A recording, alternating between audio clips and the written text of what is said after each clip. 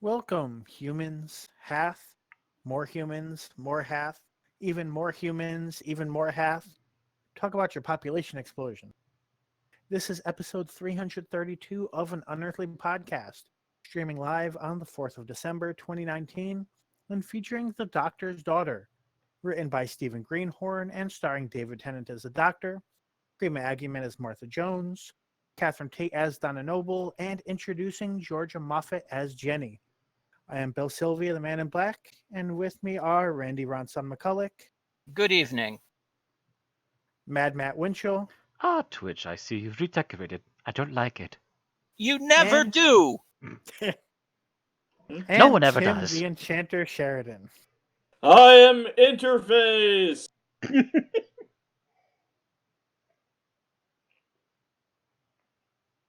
I'm gonna put you in a baboon named Daisy, Tim. Well, at least it's not an anteater.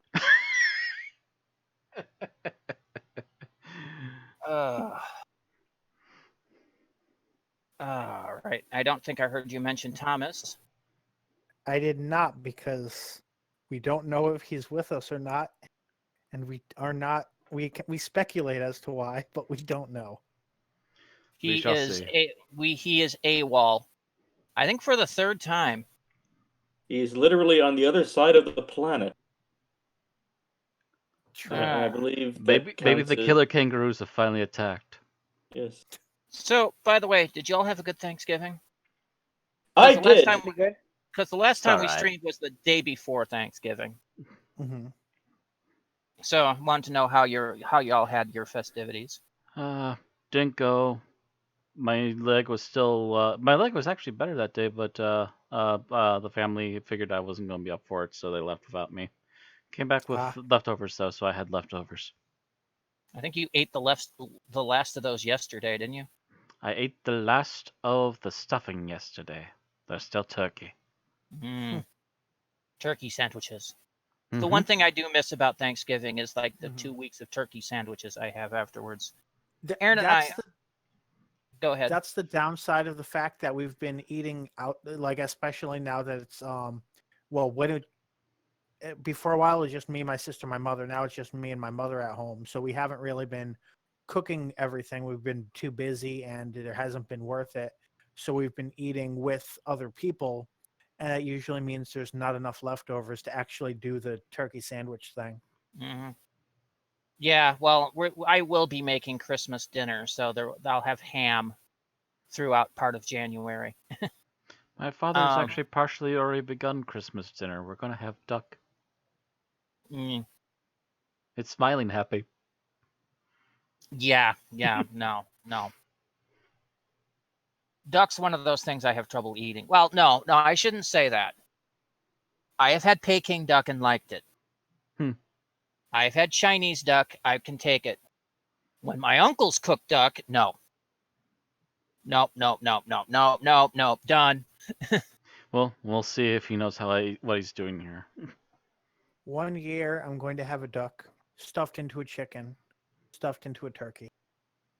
Stuffed into a Why? goose. Do you know how unsanitary that is? Turducken is a bacteria nightmare. Oh, Yeah. Yeah, not to mention it was made by a crazy lady.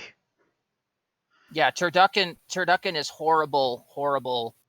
It violates so many rules of cooking. It's not good. Yeah, it's quite a few leaps of ridiculousness, and I wouldn't try to attempt it myself.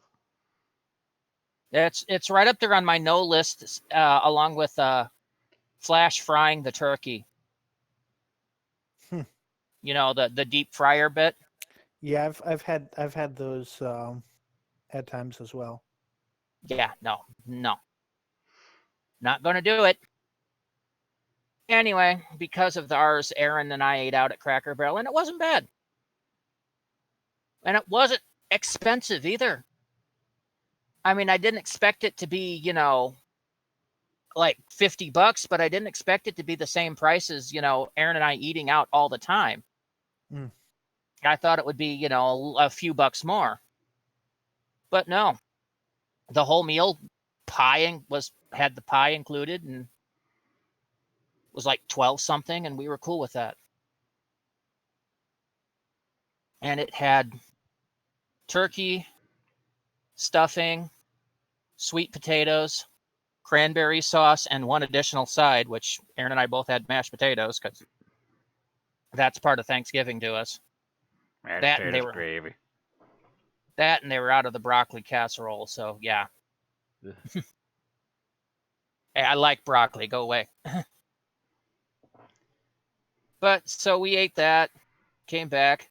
We didn't eat our pie there. We took the pie home, and I wound up eating both slices. Well, Aaron had a little bit out of one and said, "Do you want the rest of this?" I'm like, "Cool." I still have a slice of pumpkin pie in the fridge. Should You could actually mail check it if to that me. last slice is left too. Pumpkin pie is my weakness. I mean, it is literally my kryptonite. I'm more of a sweet potato pie guy myself. Oh, no, no. One time when I was like 6 or 7, somebody brought a sweet potato pie to Thanksgiving, and I thought it was a pumpkin pie. Oh, That's gonna leave a bad taste in your mouth. I've never liked sweet potatoes since. Ah, I'll have the sweet potato fries from Culver's, please. But this week we've had technical problems here at the house. Apparently a valve broke in our apartments, and I mean the entire building's heating unit. So management had to turn the heat off yesterday, and they were trying to fix it today, which meant it got really cold in the house. Erin didn't believe me that the heat was off when I came home. She tried turning it up and went to bed, and she got up this morning. I'm like, "Is it? You turned the heat up last night, right?" "Yep." "So therefore it's not supposed to be 60 degrees in the house." "Nope. It's 60 degrees in the house."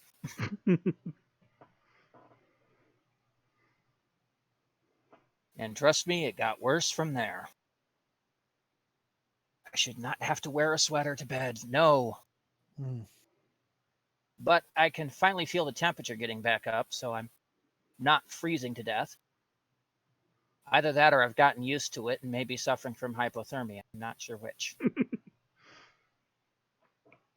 We're gonna find out from Aaron tomorrow that Randy died of frostbite In bed. in bed. It's like that episode of Star Trek where they're trapped on the freezing planet. Or the end of The Shining. Yeah. Anyway, on tonight's show, we've got news and birthdays.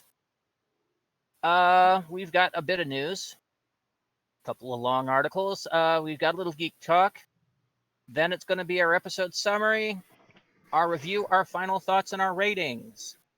So let's go right into birthdays, shall we?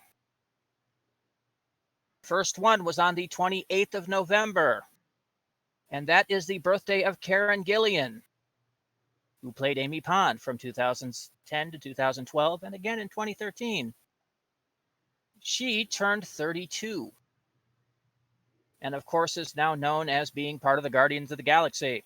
Waiting for part 3. Moving on to the 29th, we've got the birthday of Naoko Mori, who played Toshiko Sato in Torchwood. She turned 48. On the same day is the birthday of Michael Craze, who played Ben Jackson in 1966-67. He would have been 77, but died in 1998 at the age of 56. And finally, on the 1st of December, we have the birthday of Deep Roy, known as Mr. Sin in The Talents of Wang Chiang, among other things. Many Is other that things. really his only Doctor Who role, or? I think he was in there a couple other times, but they were very bit parts. But he's best known for, doing a crap load of other work, including roles on Blake 7, including in the J.J. Abrams Star Trek movies. Did he ever get Star Wars? He's done a hat trick. Yep, he's done the hat trick of being in Star Wars. He was also in the Transformers franchise. He was in the horrible remake of Willy Wonka's Chocolate Factory, playing the only role that was cool. Every Oompa Loompa ever. So yeah, he's just in like anything. Hmm. And he turned 62. Similarly, looks like Naoko Mori has been doing a lot of bit parts, including being a recurring character on Big Hero 6, the TV series. Oh, must be voice acting then. Hmm. Yeah. Because yeah, if I remember, Big Hero 6 is on Animated. on what's that? I think it's animated. I know Oh, the it movie. it is Yeah, it's animated. animated. I know it's animated, but I was trying to remember. I think it's on Toon Disney. I think. Anyway, Probably. well, I mean, it's on a Disney something, but I think it's Toon Disney Mhm. is the particular channel it's on. Mm-hmm. Anyway, happy birthday to Karen, Naoko, Michael, and Deep Roy. Never quite sure if you just call him Deep or Or Roy, or both. what you call him. Yeah. Anyway, that is our birthdays. From there, we move to the big news, which is, of course, our Series 12 news. Which has been taken over by me since we are lacking a Thomas. So, starting off with the first article here. New Year's Day confirmed via trailer. The BBC has finally announced when the Series 12 will begin, and we were right, except for those few weeks where we were wrong. Series 12 will debut on New Year's Day with the first episode, Spyfall. Apparently, the title is a parody of the 2012 James Bond film Skyfall. Included with this announcement is a trailer, and so discuss. We have Yeah, seen the trailer. yes, we all watched it just prior to streaming. Mm-hmm. Mhm. Really, I mean, about half of it looks to be from Spyfall. Mhm. And you know, we can see a whole bunch of like a villain montage in there. Mm-hmm. So we're pretty sure that not all of those villains are there unless there's like a montage in itself in the episode. We don't know, of Right. course, we haven't seen it. We do know that Spyfall is a 2-part episode. Yes. I'm wondering if you need to be a James Bond expert to truly appreciate the story. Yeah, I'm kind of wondering that myself. Is it just the title that's a parody, or is the whole thing Mhm. going to be? Because I mean, I I- don't think I Doctor vaguely Who. know enough that James Bond I might be Mhm. able to tell, but we'll see. I mean, I know Doctor Who I don't think has ever canonically gone into parody territory. There's been a few things that have been kind of a pastiche nod, Mhm. but Right. nothing that's been outright parody. Yeah, the early Fourth Doctor era was pretty much borrowing stories, but it wasn't parodying them per se. Mm-hmm. Now in the Big Finish stuff, they've gone into parody territory a few times. Yes. There Although was one- that's Go ahead. that said, if they're doing a spy story and there's no Venusian Aikido, they will have missed a major opportunity. Yes, I would Yes. agree with this. Well, yeah, I mean, the Third Doctor was basically Time Lordy James Bond. Mm-hmm. Yeah. It was as close as we've ever gotten to him basically being a Bond character. So yeah, if there's not a moment she doesn't break out the Venusian Aikido, I'm going to be disappointed. I wanted to hear Jodie Whittaker's hiya. well, she did actually break it out last season for one of the things. Although she mentioned it was, or was that Capaldi? One of the two broke it out. I was pretty sure it was Whittaker because I'm hearing her announce it in a feminine voice. So, Possibly. It was like a stun move, right? yeah, she mentioned it was from the pacifist school. Hmm. Well, that's right. Yeah, that was the thing, wasn't it? Yes, it was. But yeah, I'm looking forward to this because I want to see how far they run with the whole spy thing. I mean, you know, apparently, you know, you've got Stephen Fry in there as basically their version of M. So that's going to be interesting. Hmm. M or Q or somebody in the Secret Service thing. Yeah. Someone to know. And so that's going to be interesting, and especially since the fact that Stephen Fry has before played Mycroft Holmes, Mm. who is basically Sherlock Holmes's brother, who's part of a spy agency. So he Mhm. might be rehashing some old territory. Possibly. Something he's familiar with. Yeah. But we also see another shot of the Arachnos Queen, although this one looks different enough that you can tell it's a different person in an Arachnos costume. Right. Yeah. Also, didn't they have different headgear? I'm going to try and find that really quick. Nope, back. I've got the video and I've got... Oh, I have paused. Until it unpauses itself all of a sudden. Okay. Yeah, so this one might not be the queen, it might be an underling. Yeah, but it definitely looks to be Arachnos of some kind.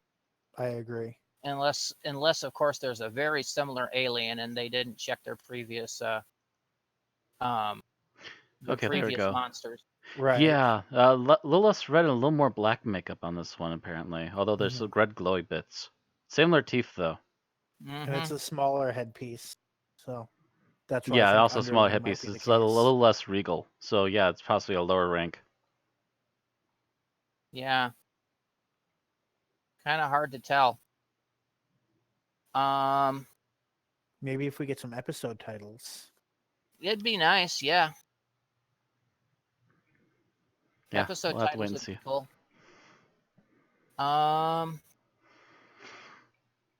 Maybe that's not the same one as we saw in the previous trailer, so maybe there's multiples.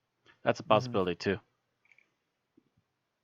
And of course we see the Jadoon, but we already knew the Jadoon was going to be there. Mm-hmm. Right. As well as the Cybermen. What was this thing now? There was a thing that looked like it was The- popping through the TARDIS? Or at least through a door of some kind. You're talking frame about by the frame, thing. it's going through the TARDIS doors. Yeah, Oh, that okay. there is a one with a creature that can go through walls, and apparently that includes the TARDIS walls. Hmm. It almost looks like Pyramid Head, but we don't get a really clear glimpse of it. Which is interesting, considering that the TARDIS walls aren't supposed to be just walls; they're an interdimensional space. Mm-hmm. It's a gateway to a pocket. That's a dimensional interface to a pocket dimension, which contains the TARDIS. Yeah. Right. Mhm. But yeah, essentially it's wheeling itself through that dimensional door right into the TARDIS, which is a little bit weird. And freaky. There have been a few things before that have been able to breach into the TARDIS before. Mhm. Yeah, but not physically though.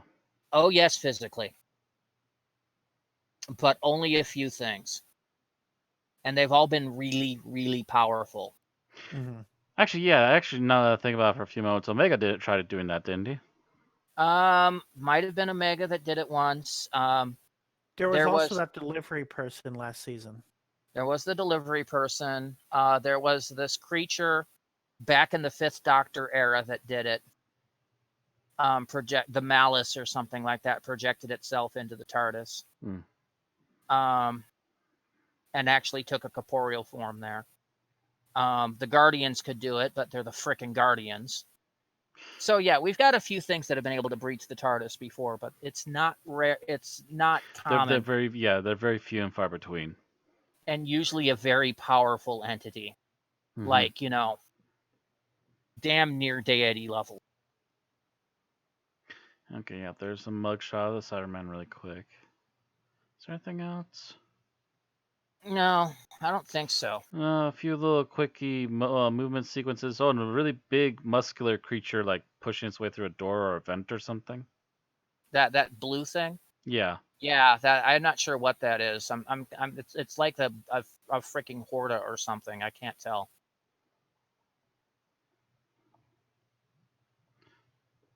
So I think that's about all we can come from the trailer, because a lot of it's basically a monologue by the Doctor. Mhm. Due to scenes. Apparently, there's a crisis. Yes, Not the because one she on says the that CW. she says that about 150 times. We're headed for a crisis. Yeah, it's like okay. That's the big secret. The Doctor is going to show up on the CW next week.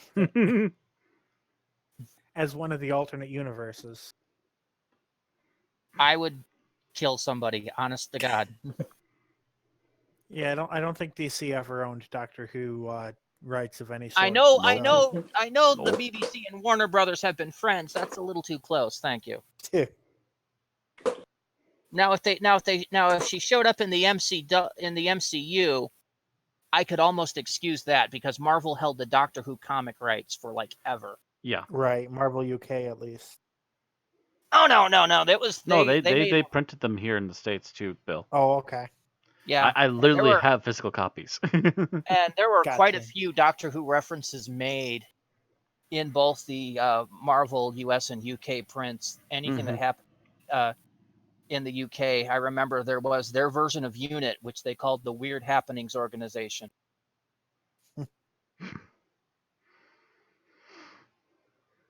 And their scientific advisor's name was Alistair Stewart. Yeah, I vaguely recall reading about that somewhere. Just not. Yeah. Yeah, I remember- they wound up working with Excalibur. So, yeah. Go figure. And at one point, he mentioned a Time Lord he met once. I'm like, wow, seriously, guys. Laying it All on a right. bit thick. Yeah, They could at the time. yeah, they could because they own the rights.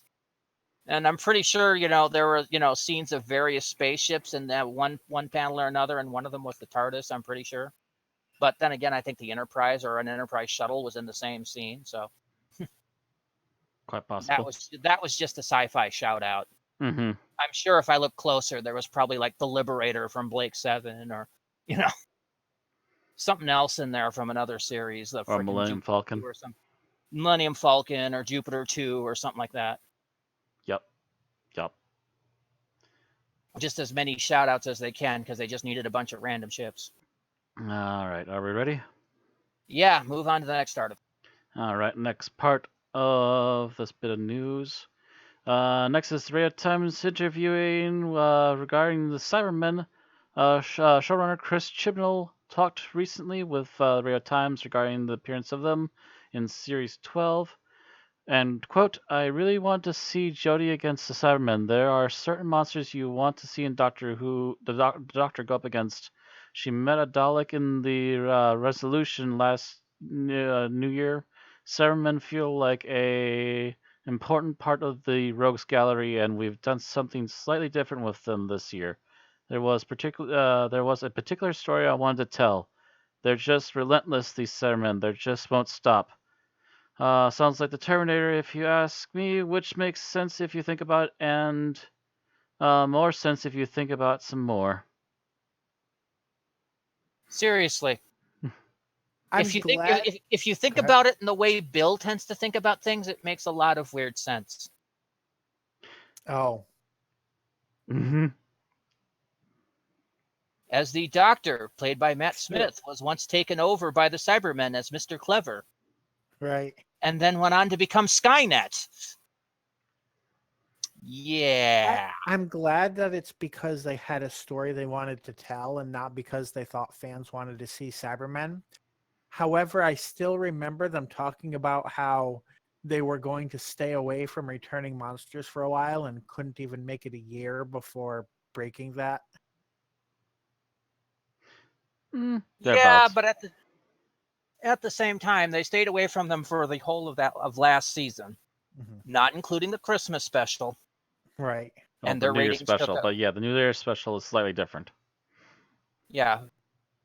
All of last year, until they got to the New Year's special, and their ratings were taking a freaking nosedive all season. So maybe they're hoping bringing back some classic monsters will bring back some ratings. Only if the story quality improves, guys. Yeah, the story quality needs to increase with the return of the monsters too. You did some good historicals last year, but your science fiction kind of sucked. Yeah. Mm-hmm. All right, next article. Because they just want to keep talking. Press interview at Rough Rock on September 24th. There was a press interview at Rough Rock Studio, in Cardiff, where the Doctor Who is filmed. The interview has been under wraps until now. What we have is pieced together from multiple articles, so bear with us. The first article on the topic of overall season, Chris Chibnall had this to say, and I quote again, "I think we got something amazing, got some amazing monsters. It's probably a bit scarier. The thing is, with Doctor Who, you've got to hit all of the notes. We've definitely got some bigger action set pieces. We've got some old monsters coming back. We've got some really brilliant new monsters, and there's a little thread trickling through.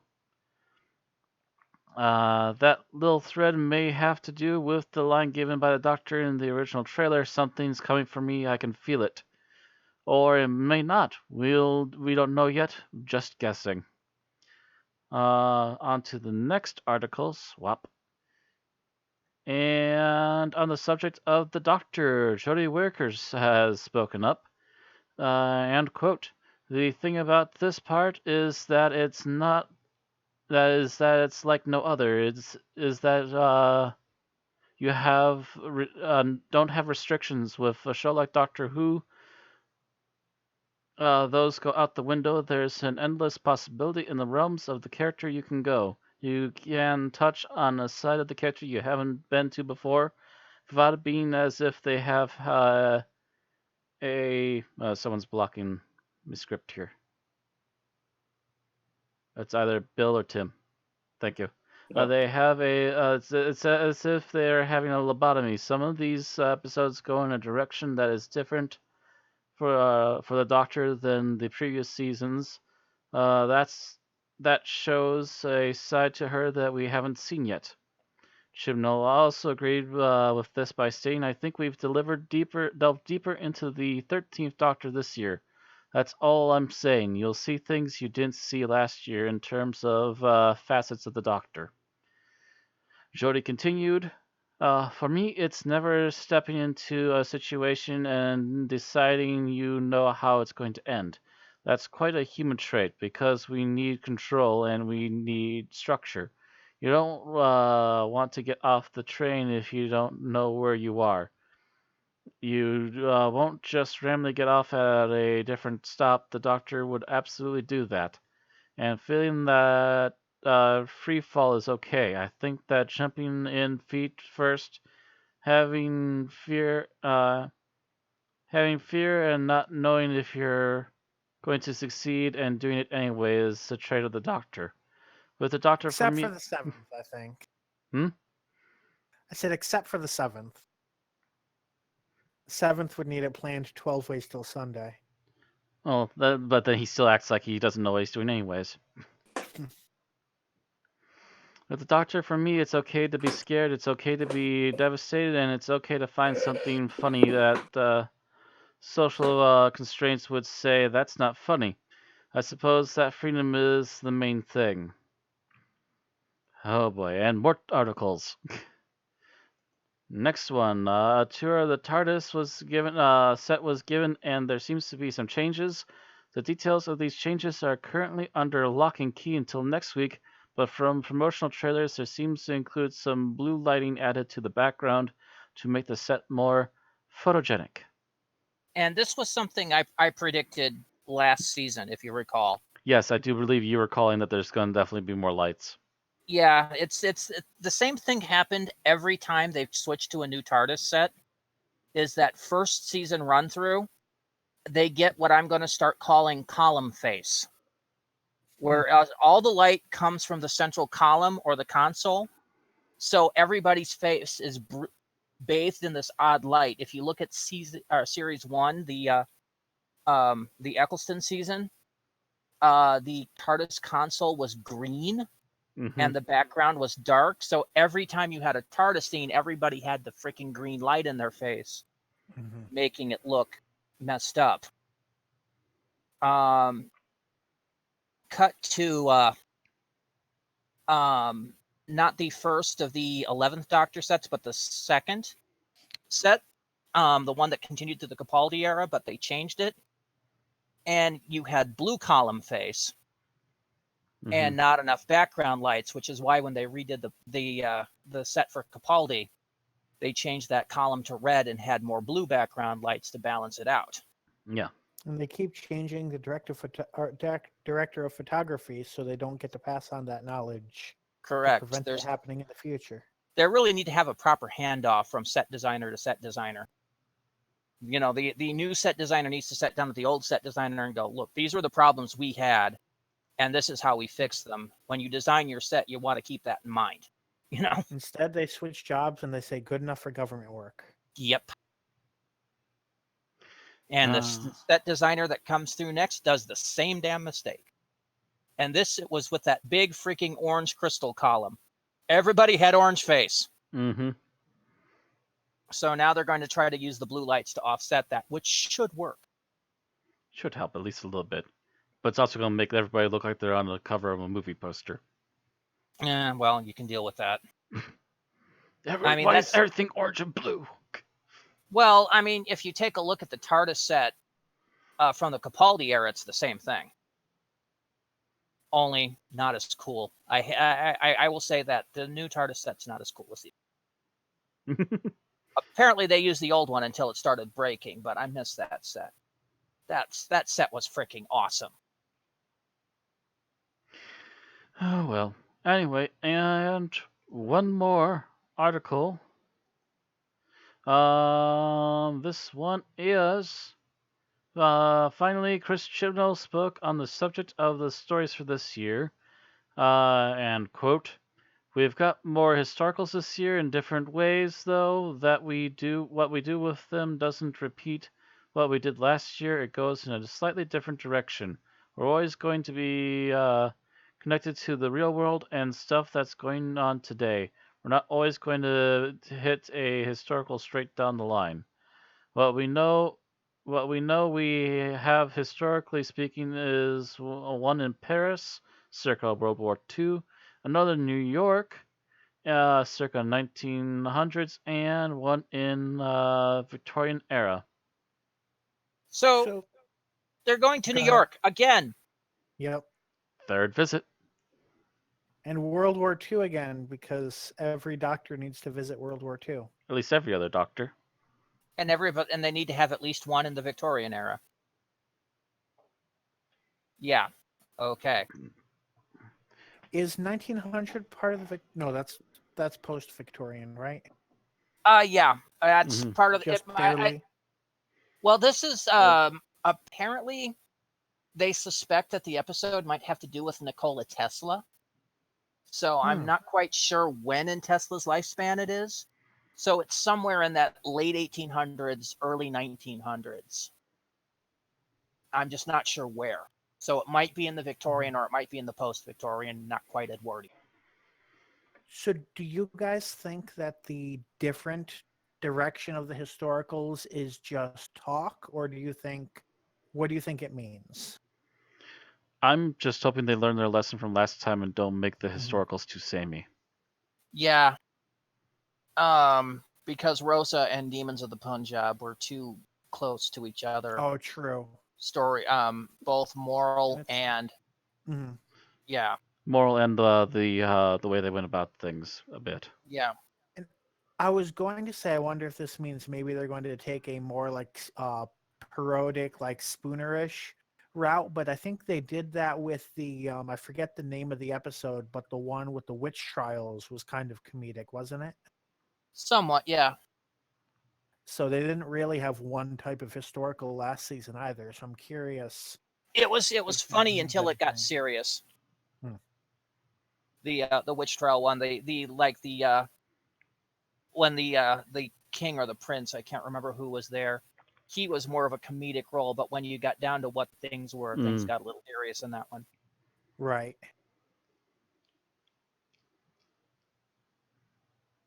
But if you're talking I'm not sure what the different direction would really, like, I don't think they would do a straight up all comedy, no serious episode either. I So hope think not. it's gonna be I a do mix, not need yeah. another Last Chance Saloon. God.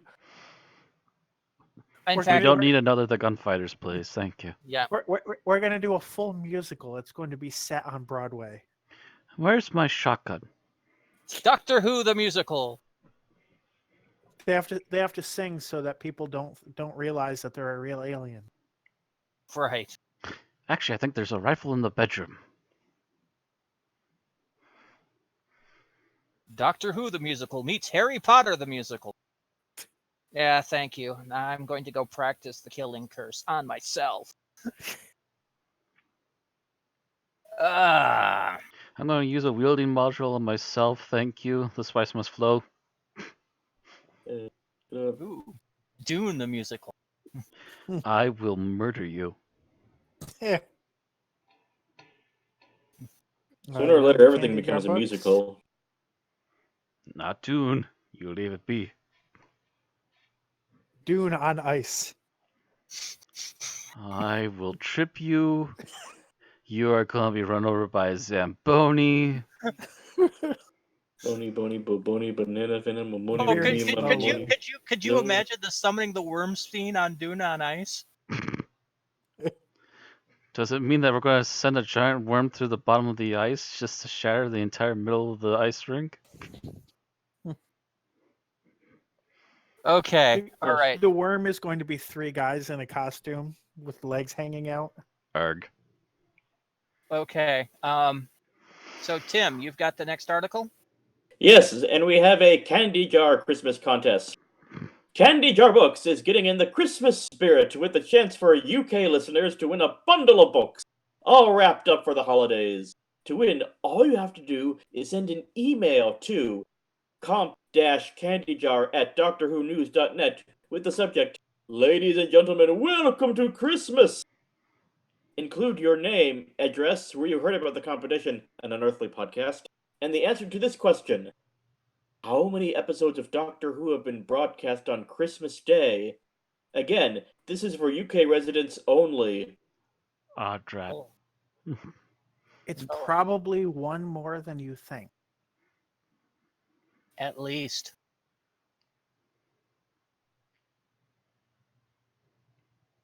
All right. All right, and then Doesn't sound like we have a lot to say about that. No, it's a Um, contest that, and we can't really tell you how many episodes of Doctor Who has been broadcast on Christmas Day because that Right. So we can't even give you any other hints than what we said. And we can't enter either. No. Nope. So All move right right. The along. follow-up game to Doctor Who Legacy, Doctor Who Infinity, has launched this week for iOS, Android, PC, and Mac.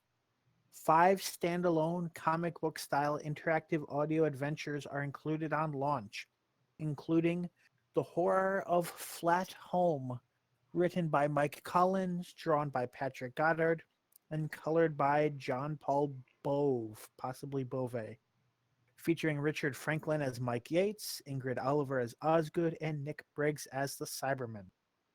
The Silent Streets of Barry Island, written by Jacqueline Rayner, drawn by Emma Vicelli, and colored by Chris Carter. The Dalek Invasion of Time, written by George Mann, drawn by Mike Collins, and colored by Chris Carter. It's narrated by actors Michelle Gomez, Ingrid Oliver, and Bella Ramsey. And yes, Michelle Gomez is reprising Missy. The Just to let you Orphans know. of the Polyoptera, written by Gary Russell, drawn by David Roach, and colored by Dylan Teague, narrated by Katie Manning. So I'm assuming that's Joe. Yes. Plot twist, it's actually Iris Wildtime. No, it's not. The Lady of the Lake, written by Scott Hancock, drawn by Neil Edwards, and colored by John Paul Bove. Narrated by Selin Jones, and featuring Katie Manning and Who's Marilyn not playing LeConte. Joe. Oh, She's not playing Joe in that one, and Marilyn LeConte is playing the titular Lady of the Lake. Doctor Who Infinity is being published and developed by Tiny Rebel Games in collaboration with Seed Studio and is under official license from BBC Studios. The new game was funded as a joint effort between the Welsh government's media investment budget and British game publisher developer Double 11 Limited. And I have no idea how much it costs. I tried looking for it, but ran out of time. $12.99 for the complete version. Otherwise, for the current version of Doctor Who Infinity is $4.99 on Steam. Oh. And Somebody- I'm double checking who Rebel Game is. Because that sounds familiar. Tiny Nope. Rebel Games. They're the same ones that did Doctor Who Legacy. And Seed Studio, yeah, it's just only these games on Steam at least. Mm-hmm. Yeah, for the introductory, it's $4.99. For the full complete thing, I assume with all the DLC. And let me double check. So I Doctor find Who it and interesting that the Dalek one does not have Nick Bragg. included in I this didn't see him bundle. list. Yeah, it's the base game, and all 3 expansions are in the 1256 version, which is 10% off right now. Hmm.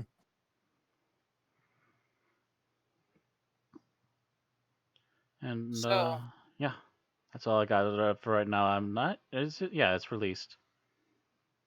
yeah. And that is our news. There was no real Big Finish news. Just some updates on previous things that we have reported. Not really worth us building a full article on it.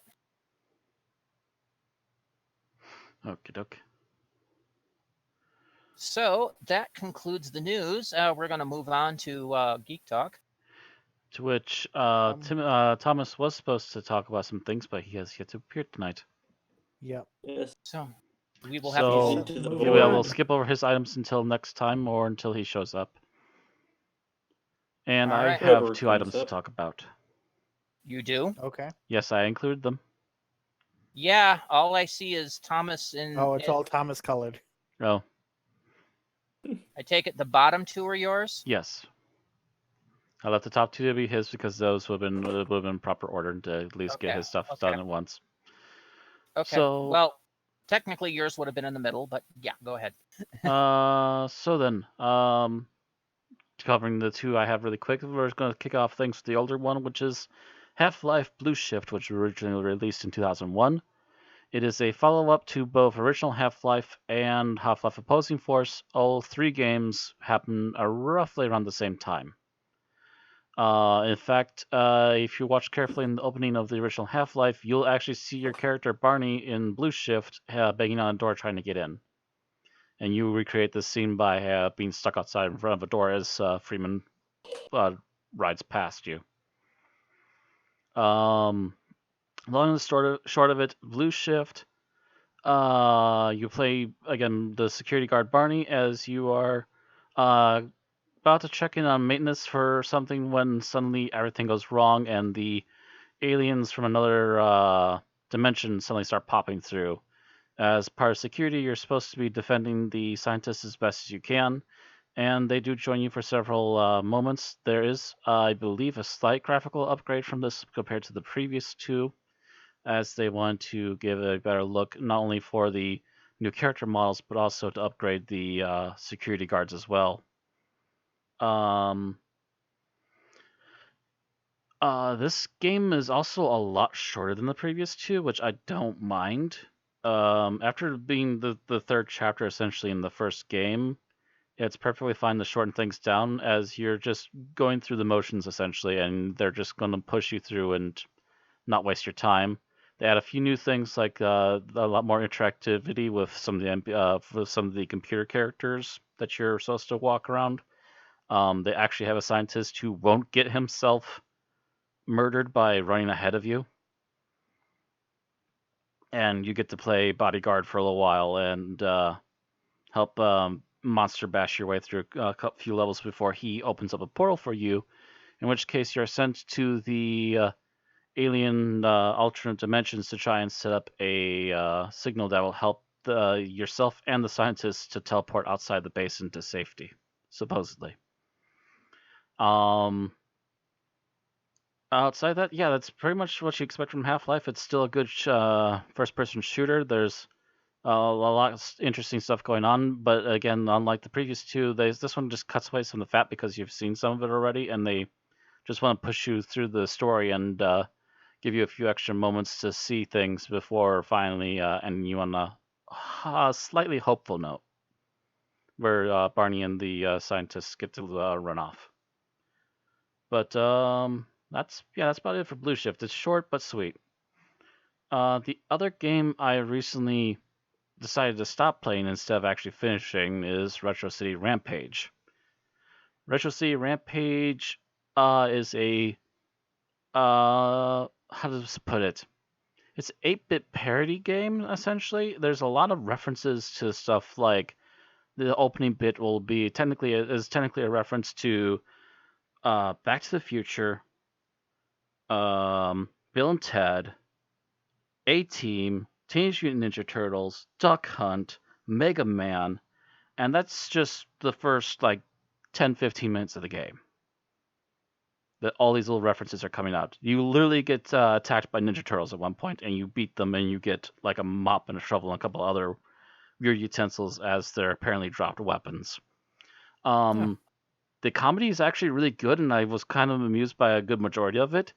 My one problem, though, which is the reason why I stopped playing Retro City Rampage, is because it plays a lot like Grand Theft Auto 1 2, and that really weird, hard to work with isometric view just does not work still for me.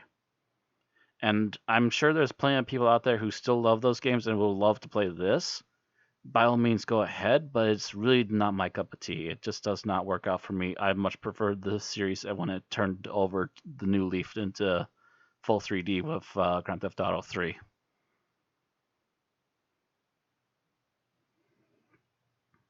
But yeah, otherwise, it's a really fun game, and if you're into the humor, you'll like it. There's a lot of video game humor. There's a lot of movie humor. Other things referenced as well. It's a fun romp, but it's just the gameplay is just not my style. Yeah, I remember playing those GTA games. I was not thrilled with myself. So Nah, they were at best maybe a fun rampage for like 10, 15 minutes. And then it's like, okay, yeah, this is about all the fun I'm actually getting out of this. Trying to do the missions is annoying. yeah. All right. So that's all you got to say about that? That's all I gotta say about those. Currently, otherwise, I'm trying to wrap up Diablo, and I'm going to do a review of that and Hellfire at the same time when I'm done with Diablo Hellfire. I've never actually gotten to play that yet. That's the expansion. So that's it for our Geek Talk, considering we've got no topic. That'll take us up to our episode summary, which is, I believe, me. Alrighty. Stopwatch is ready. Are you ready? Yeah, I'm ready. Alright. 3, 2, 1, begin. All right, so we start this with the TARDIS basically going almost out of control as they're scrambling to try to keep it on whatever course it's leading them on, which leads them to a planet. It seems to be underground, and they don't really have much time to look around before they're suddenly basically run onto by a bunch of soldiers pointing guns at them. They wave to show that they're not armed, and they make note of the fact that they have clean hands. The doctor's taken for processing, which means his hand is put into a machine, which takes a tissue sample and apparently turns it into a person as she comes out of a machine, the doctor realizing that that is, for all intents and purposes, his daughter. But he doesn't have enough time to reminisce on this because pretty soon they are under attack by a group of fishmen called the Hath. In the scramble, Martha Jones is split up from the doctor and Donna and newly named Jenny, and they're forced to blast down the tunnel between them and the Hath, leaving them separated. The doctor, Donna, and Jenny are taken to their main command center, which is in a underground theater, where they meet General, what was his name? I don't know. General what's his Oldpants. name? Like Cobb Yeah. or something like that? Yeah, General Cobb, who basically tells them that they've been fighting this war for generations, that nobody can remember what the fighting was about, but they're not willing to stop until they achieve ultimate victory. The doctor poses as apparently a group of pacifists that disappeared off the map on the eastern part like some time ago. And while looking at the map, the doctor manages to find a hidden layer with further rooms than they were aware of. Meanwhile, by some strange coincidence, Martha's looking at the same map in Hath HQ. Having reset the shoulder of the half she was with, prove that she's actually helpful. They did not harm her, and then took her to their base.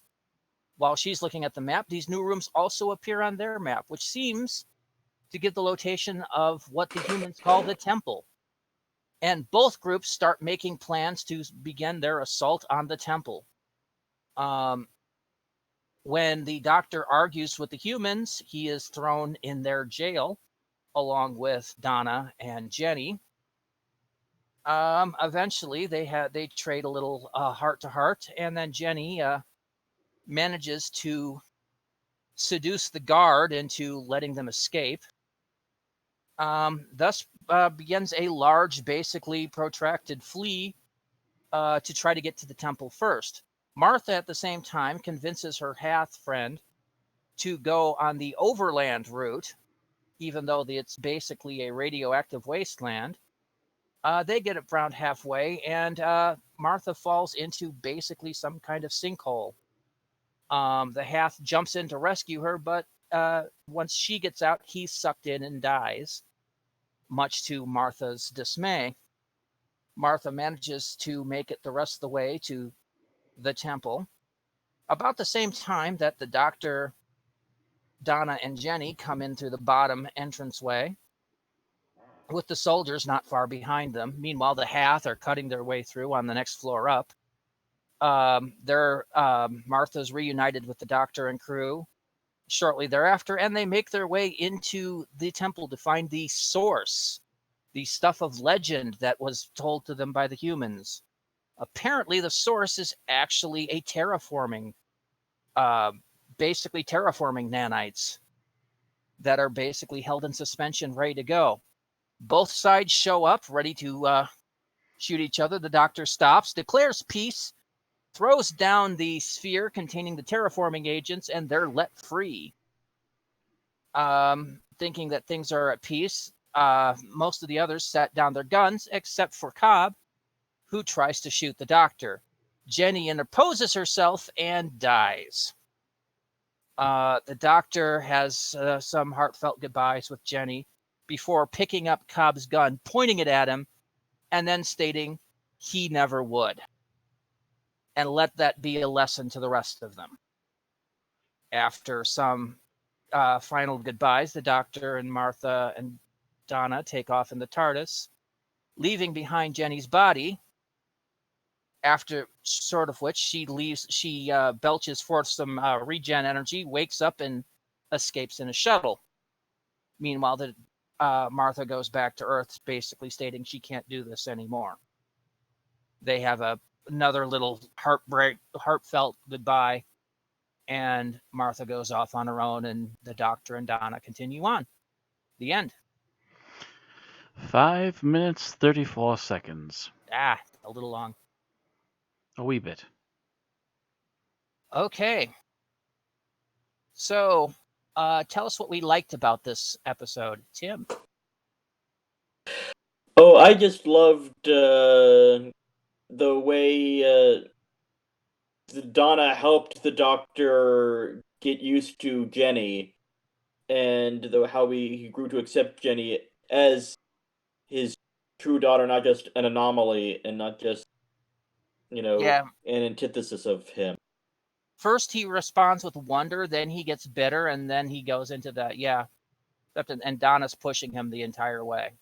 Mm-hmm. It's a good little story. Bill, how about you? I'm going to have to say Georgia Moffat. She brings such an energy to the role that it's like having another doctor actor on screen, which is, kind of the role that she's meant to be playing. So she does pretty well on there, but she just brings such an energy to the part, even while playing a part that's in some ways similar to the doctor, but in some ways very different, and also very different from a companion. But she's just very effective at, getting your attention and your sympathy when she's on screen. All right. Matt. I was trying to hopefully avoid what Bill was saying, because yes, that was a good one too. I'm going to go with I really love the costuming in this one. This one was a spot on one. The semi-military, semi-space suits for the humans, the similar suits for the half, but also the animatronic fish heads they're given. The fact that you can tell through a little bit of body movement, but a lot of eye and head movement too, what they're trying to say and what they're trying to get across with the half is very important, and they do so very well. All right. What I really liked is I liked Jenny's story in this. She starts out, basically being a true blue soldier, and then basically finds her way to seeing around to the doctor's way of things. And it's basically a companion story in one episode. And I kind of liked that. All right, let's talk about what we disliked about the episode. Tim. I thought the revelation that this entire war was fought over 7 days.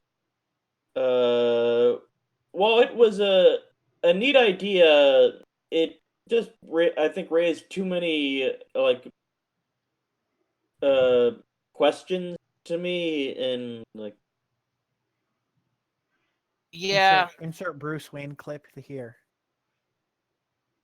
yeah. How fast? The fact that it was, still like over 100 generations because it was 20 generations a day over 7 Well, days. And that's the thing. So the implications are either one, that they're aging uber fast, or two, the other possibility that Cobb was one of the original settlers and has been lying this whole time for his own gain, for his own benefit. Yeah. That's the possibility with One of Cobb, those two has to be true. but the other thing is that it's not so much they're aging, that they're dying so quickly that the rest of them don't know what's actually going on. No, but look at No, Cobb. but I mean, But yeah, specifically that's the question of He's an Cobb. The old Cobb is a man. really weird one. It's hard to Yeah. tell with him. So either he was born, the same age as Jenny and aged super fast, meaning all the future colonists will also age super fast, or he was an old man a week ago and has just been lying about not knowing the start of the war. Yeah. One of the two, for sure, yeah. Either way, one of these things is not like the others. Yeah. Okay, Bill, how about you? I have to go with the Hath. It's pretty partially the physical design. It just doesn't seem to make sense to have them needing some sort of respirator on a planet that they're supposedly terraforming and colonizing. You'd think that part of what they were doing was making it so that they could breathe.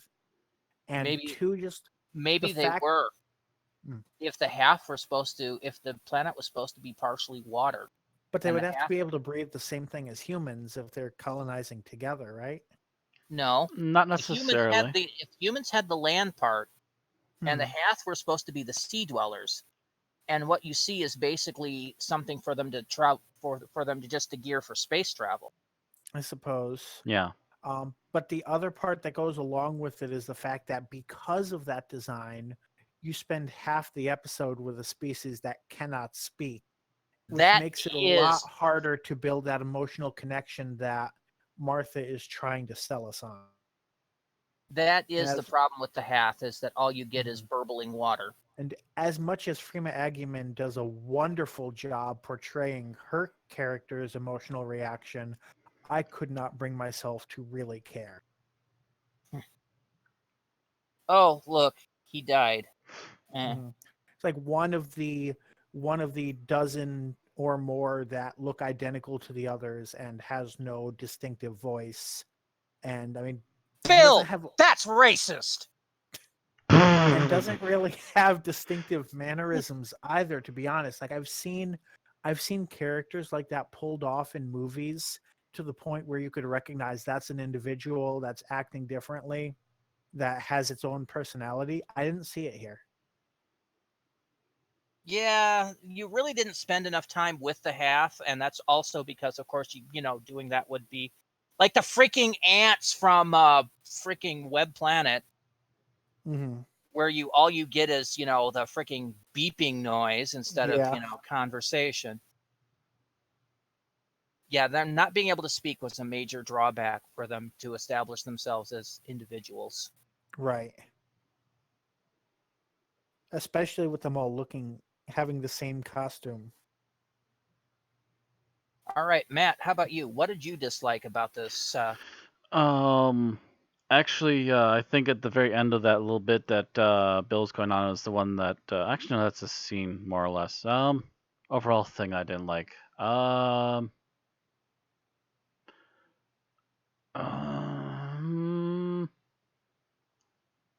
I think they were a bit lazy on the special effects actually.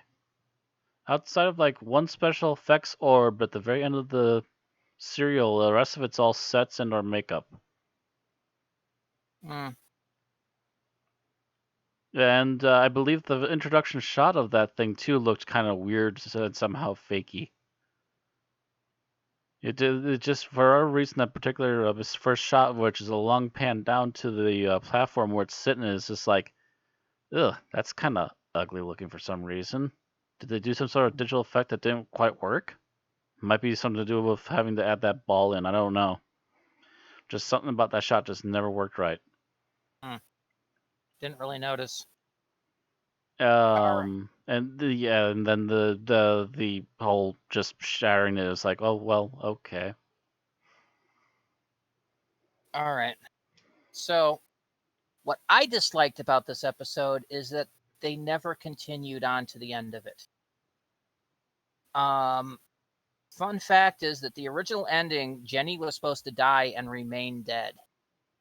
But because the character was liked by both the actress and the people filming it, Clearly by the doctor actor. and by Russell T. At Russell's request, it was changed so that Jenny survived by, quote, regenerating, unquote, even though it did not change the appearance of character, thus breaking the rules of regeneration and sending her off to go on further adventures with the intention of her either getting a spin-off series or coming back to the show at some point. Only in a prequel to what Moffat would do all the time, this never happened. I believe it was actually by request of Moffat that Jenny was kept around. I believe. It might have been And Moffat. it was I remember- it I was sent remember to seeing Russell an T, and interview that Russell it was T his sent it idea. through for Moffat. So, yeah, And then Moffat did nothing with it. yeah, as usual, Mhm. Moffat did nothing with it and just wasted an opportunity once again. And so we're just sitting here going, so when are we getting back to this? Now they're doing stuff with her for Big Finish, but still, that's not the same as No, it's not the same as having the actually bringing Doctor her back. pop Yeah. run into her later on, which would have been a great episode and a lot better than a lot of the stuff Moffat did. Mm-hmm. Especially considering like what with this season's finale would be, or even the following year's regeneration special. Either of them would have been a good opportunity for a character like that to return. And they just never did. Hmm. And that's always bothered me. All right, so favorite scene, Tim. Oh, I just love the scene where all the Hath are crowding around Martha, like petting her, like she's their new puppy. And Martha is just like standing, smiling awkwardly, like saying, "Yes, yes, yes, yes. We're all friends here. This is very good." You know, like, don't do whatever. Please, fish people, don't murder me. Yes, don't murder me and eat me, or do whatever fish people from this planet do to human beings. All right, Bill, your favorite scene. So I'm going to go with the scene where Jenny realizes that the doctor's right and there are other ways to be creative and not kill somebody by doing the kind of makeshift smoke bomb, and then she gets all excited over it. That is the good moment where there is another way. Yeah. Mm-hmm. It's a real Doctor Who moment. It is. And one we really haven't seen in that magnitude sense. Mm-hmm. All right, Matt, your favorite scene. Oh gosh, favorite scene. I'm gonna have to go with the jail cell scene where Don's like, "Hey, you got the stethoscope? Come Damn on, you. hand it over." Mm. And then it just ends on those big puppy dog eyes looking up at Tennant as he's hearing both hearts. It's like you can't say no. And mine is actually the continuation of that scene Oh, where the he next one. goes on to talk about what being a Time Lord means. Hmm. And what it means to that. And probably it's the music that does that for mine, is because that is the most depressing rendition of This Is Gallifrey ever made. And it's never been published. Mm. It's that oboe and bass riff that's just absolutely depressing, and it's the really slow version. They've made slow versions orchestral before, but that oboe and bass riff is just so downbeat. It's just absolutely perfect for that, where he's just talking about how being a Time Lord is all of this, and then it's all gone now. And basically telling her that, yes, he had been in war, he had fought, he had killed. And it's just perfect. That scene gets me down every time. My second favorite scene, however, for the same emotional reason, is Jenny's death. Mm. And that is just the whole thing. You're just watching as, Jenny had slowly put the light back in his eyes, and you're just watching it gutter and die out, and you're just like, I think I still get choked up every time I watch the scene. And I've seen this episode like probably about 20 times now.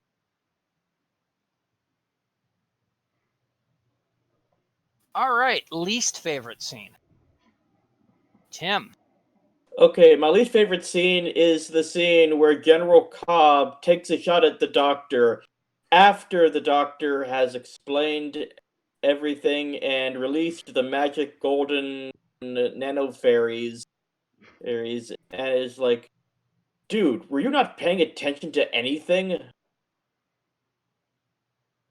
Well, he did promise that one of them would die today, and it wasn't going to be him.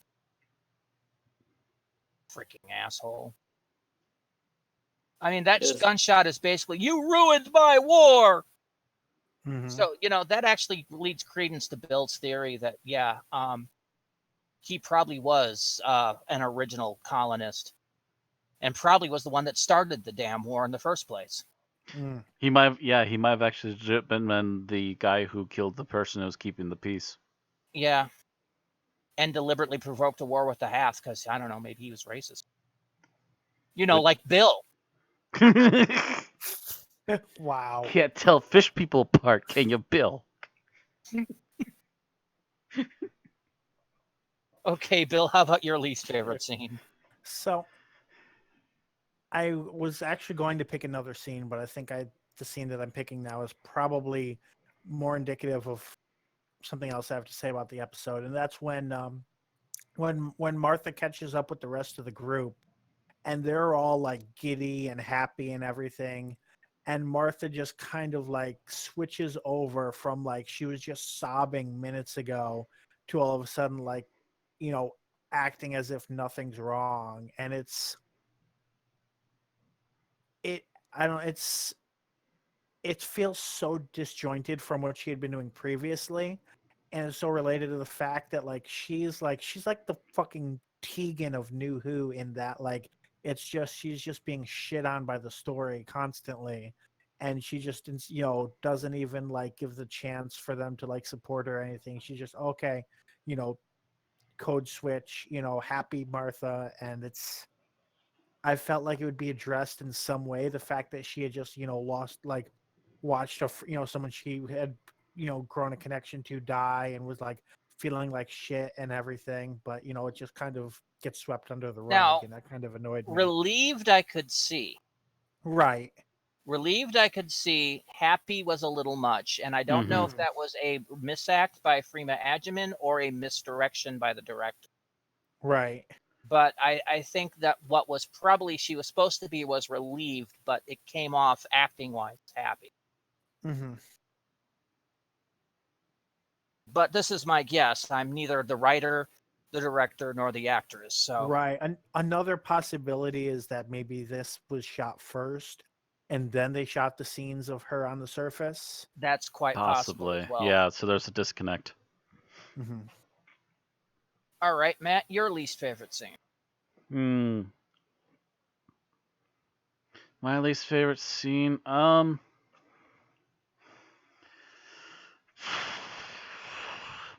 trying to think.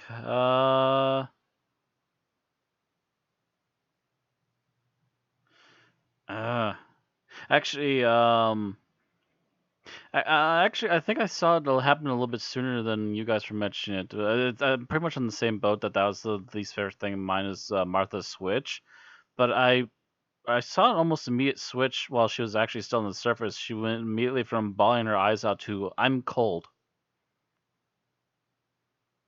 and then she went from "I'm cold" and maybe slightly still freaked out to completely normal, happy later with the scene that you guys pointed out. Mm. Well, I don't think it was immediate to my cold. I think there was a little bit of walking time between the breakdown and the "oh my god, I'm going to die from Right. exposure out here," because I'm not really dressed for basically winter weather. Yeah, but it really felt knee jerky. Her change from one state to the next in that Mm. particular series of events. And I think that might have been So part maybe of they that. could have done it a little more montagey to kind of show the transition better.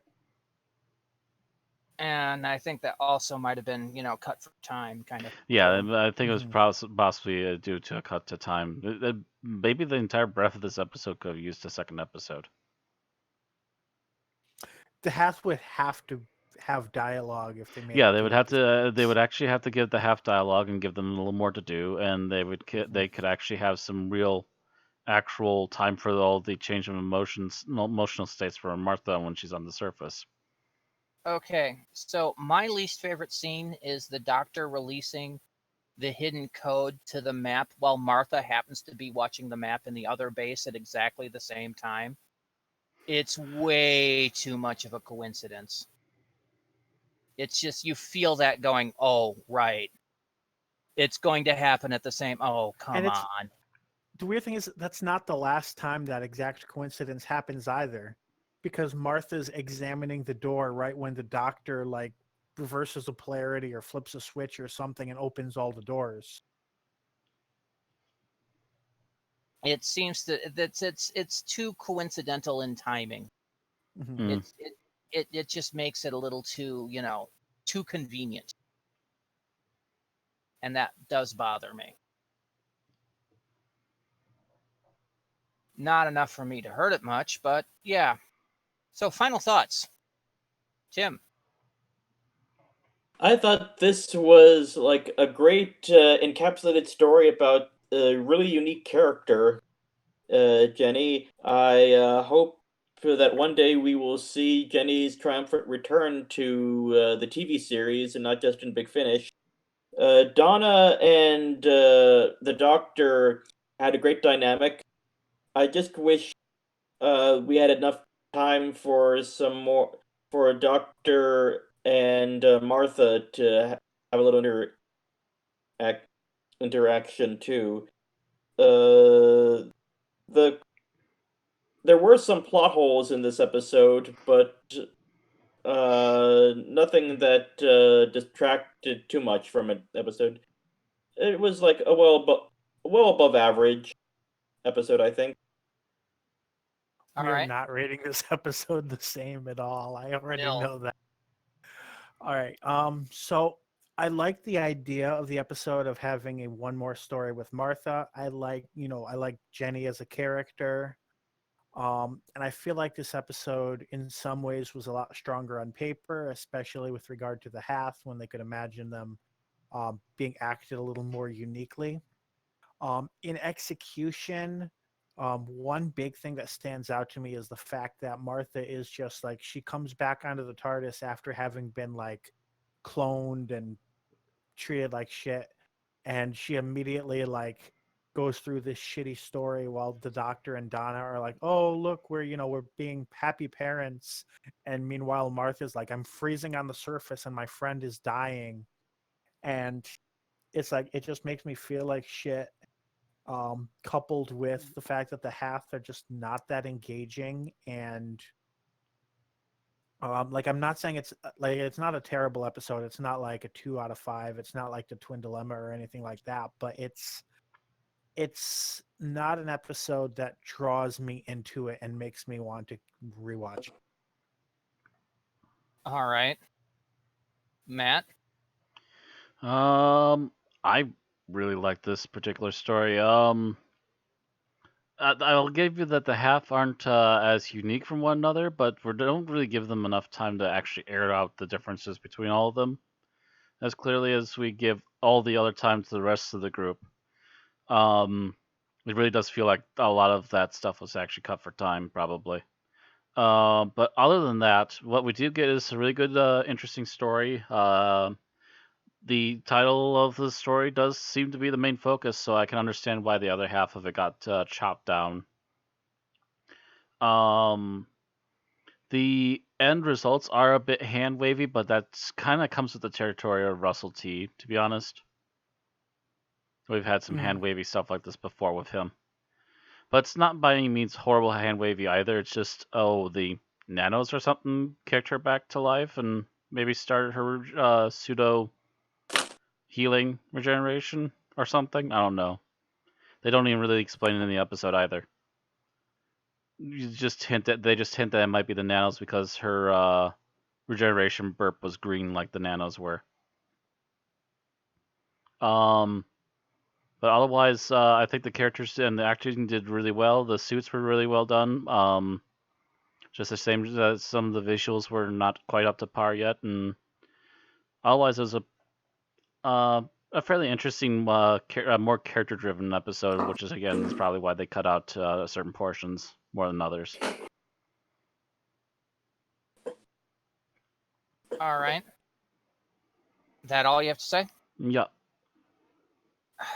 I really like this episode, regardless of the problems with it. I feel that watching Georgia Moffat, now Tennant's acting in this just far outstrips the problem with this episode. Watching the interactions between the Doctor, Donna, and Jenny really is the heart of this story, and it's what makes the story so good, regardless of the other half.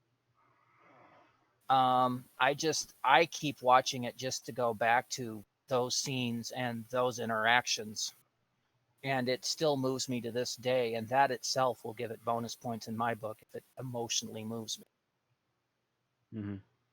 So ratings, Tim. I shall look into my soul and give this episode 4 stars. All right, Bill. Gonna go with 3 out of 5. Matt. Oof. Yeah, I'm gonna have to give it a 4. All right. I will give it a 4.5 because, like I said, I really like it. I really like it too, but I feel like this needs almost an entire extra episode to fix the problems it has. I think that the other half of the story far outshines the problem half. So True, but the fact of the matter is the other half is still there, and it feels obviously chopped up. And between us, that gives it a 3.9. Yeesh. 3.9 is going to put this at 164 out of 322 things reviewed. It is on par with The Power of the Daleks. I believe that's the animated remake.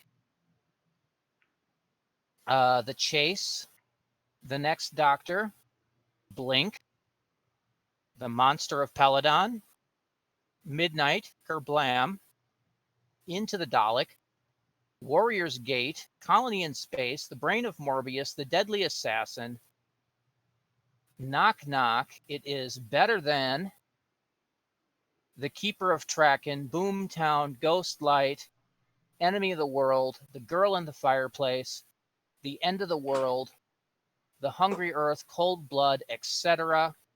And It Is Worse Than, A Good Man Goes to War, Attack of the Cybermen, The Runaway Bride, Vengeance on Varos, Heaven Sent, Terminus, etc. So there we go. 164 out of 322. That's all we have to say about The Doctor's Daughter. All right, so comment below. Let us know who do you agree with? What did you think of the episode? And like or dislike, however you feel about the our review. And of course, don't forget to subscribe if you're watching on YouTube to keep getting our updates, or to follow us on Twitch so you get notified for our live streams. All right, and next week, we'll continue our tribute to Tennant as we move forward to the next episode while simultaneously going back to the Edwardian era. It's the episode with Agatha Christie in The Unicorn and the Wasp, written by Gareth Roberts and starring David Tennant as the Doctor and Catherine Tate as Donna Noble. See you next week. Good night. Bye bye.